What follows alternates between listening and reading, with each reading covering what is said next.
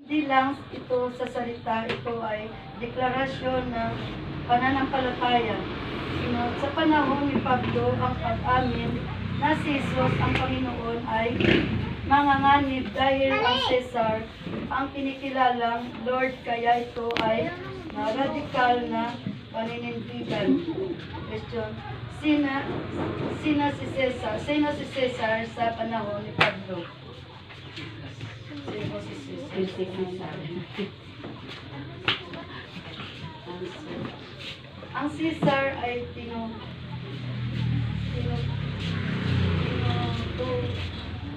ang Cesar ay Magpadoolan na.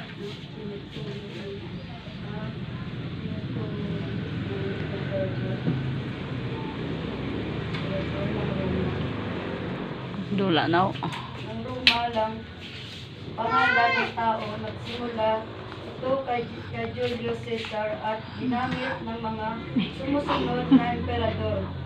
Sa panahon ni Pablo, unang siglo, ang mga kinikilalang emperador ay sina Caesar Augustus 27 BC, 14 AD, pinauna-unahang emperador ng Roma.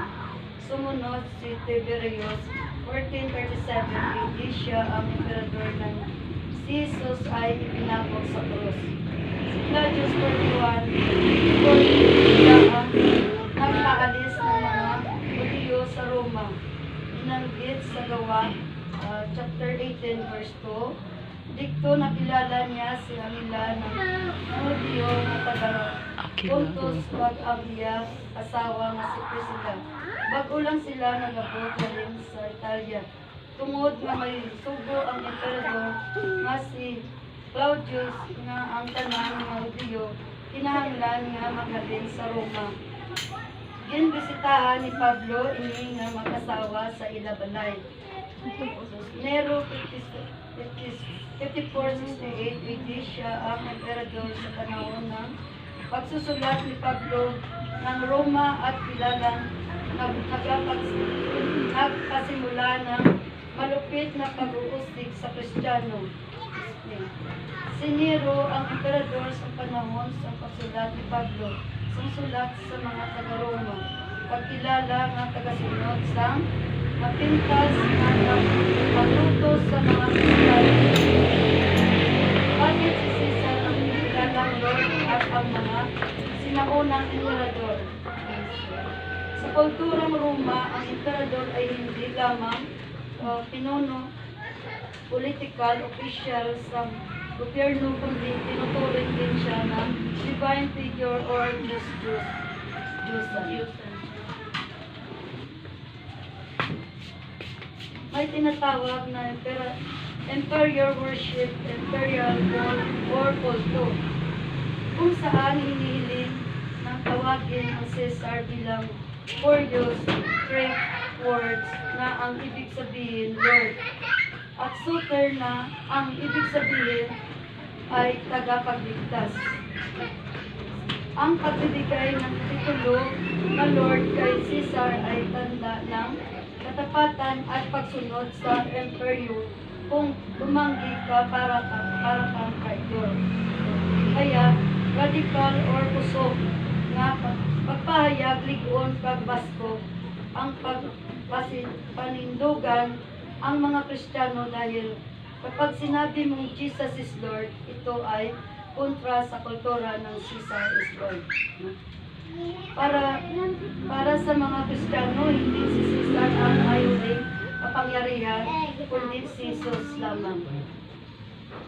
Kaya kapag binabasa natin ang Roma Kapitulo 10, versikulo 9, dapat natin makita na hindi lang ito ordinaryong pananalita, kundi isang matatapang na panindigan ng pananampalataya. Every life, makag-adlaw, makag-kinabuhi. Kung may isang tao na magtanong sa ngayon, ano ba ang kaligtasan ano ba ang kailangan para maligtas ang iyong kaluluwa? So, ano ang sagot? Ang sabi ng iba, kailangan maging mabuti ang ating mga gawa.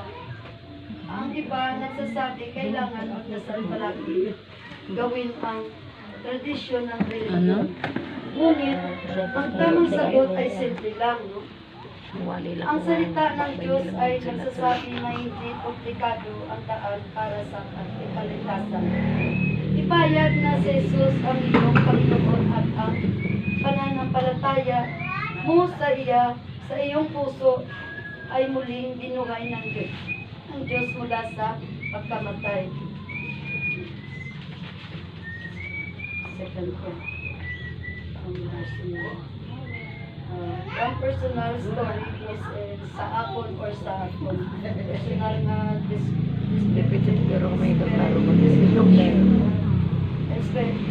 experience. Dumating na din ba kayo o tayo sa punto na tinanong mga ating sarili na kung ligtas na ba talaga tayo? Sapat na ba ang ginagawa natin para sa Diyos? Siguro kayo rin, minsan, naranasan ninyo rin ang ganitong pakiramdam, yung hindi kasigurado sa relasyon mo sa Diyos. Pero, ang tekstong Roma chapter 10 verse 9 ay nagpapaunawa sa atin na ang kaligtasan ay hindi nakabase sa dami ng Hindi ko tsaka gawa sakyan sa motor. o sa sarili nating lakas. Napakasimple lang pala. Ipayag natin si Jesus ang Panginoon. At maniniwala tayo sa puso natin na siya ay muling binuhay at tayo ay nagkaroon ng kasiguraduhan na kaligtasan. So, ipahayag. Hindi lamang ito basta salita ang ipahayag at ng pangangahulugan na malinaw, matapang at hayagang pagsasabi na si Jesus ang Panginoon ng iyong buhay. Hindi ito bulong o lihim lang, ito ay public deklarasyon ng iyong buhay. Ang pagsabi nito ay radical at Grabe na na-practice mo gabi. Grabe na practice niya gabi. Hindi pa sa hindi lang sa bibig, kundi makikita rin sa buhay. Ang ibig sabihin siya na ang may hawak ng oras natin. Desisyon, relasyon, trabaho, at buong pagkatao. Hindi na tayo ang nasusunod. Hindi ko na sakyan sa motor. Puli. Nasiris kagid karon. At gaya ng sinabi sa Matthew chapter 13 verse 32, kaya ang sinuman kumikilala sa akin sa harap ng mga tao, kilalanin ko rin siya sa harap ng aking Ama na sa langit.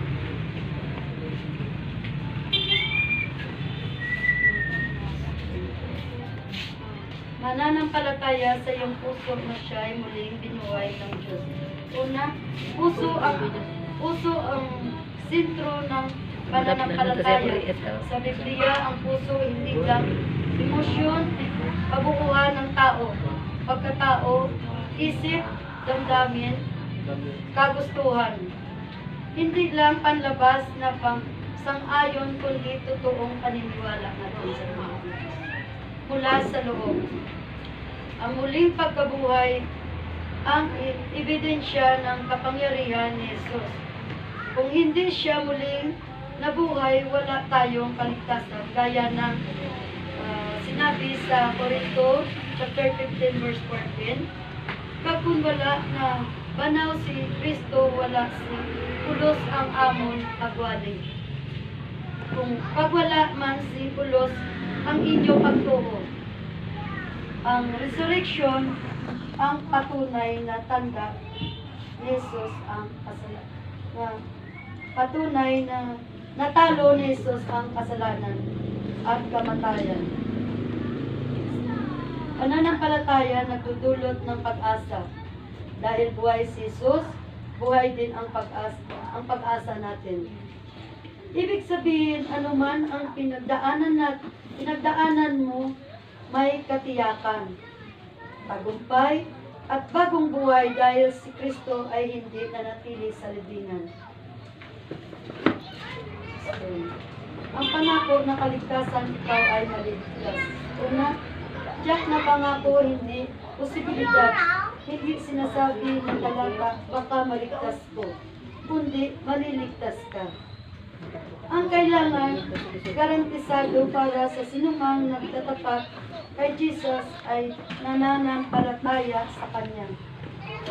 Ikalawa, kaligtasan hindi galing sa gawa, kundi galing sa biyaya. Hindi ito nakabase sa dami ng mabuting gawa o reliyon, kundi sa pananampalataya kay Kristo at sa sinabi sa Ephesians chapter 2 verse 8 verse 9, kay tungod sa grasya maluwas kamo paagi sa pagtuo.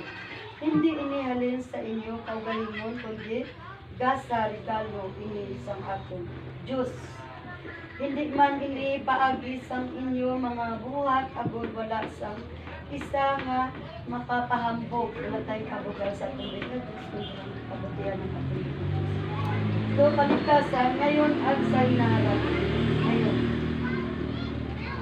paglaya mula sa kasalanan, yan o tapos sa hinaharap, kasiguraduhan ang buhay na walang hanggan kasama ang atong Diyos. Ang ibig sabihin, hindi lang ito tungkol sa langit, balang araw, kundi tungkol sa pagbabago ng buhay mo ngayon mismo. Conclusion. Ang kaligtasan hindi nakukuha sa gawa o reliyon o sariling kabutihan, kundi sa pananampalataya kay Jesus, kay Kristo. Dalawa ang dapat makasama. Una, pananampalataya sa puso na siya ay muling nabuhay, at pangalawa, pahayag na siya ang Panginoon, ang muling pagkabuhay ni Kristo at patunay na kanya kapangyarihan laban sa kasalanan at kamatayan. At kung ito'y ating paniniwalaan gaya ng sinabi sa Gawa chapter 16 verse 31, at kanilang sinabi, sumasampalataya ka sa Panginoon Jesus at maliligtas ka. Ikaw ay ang iyong sambayanan.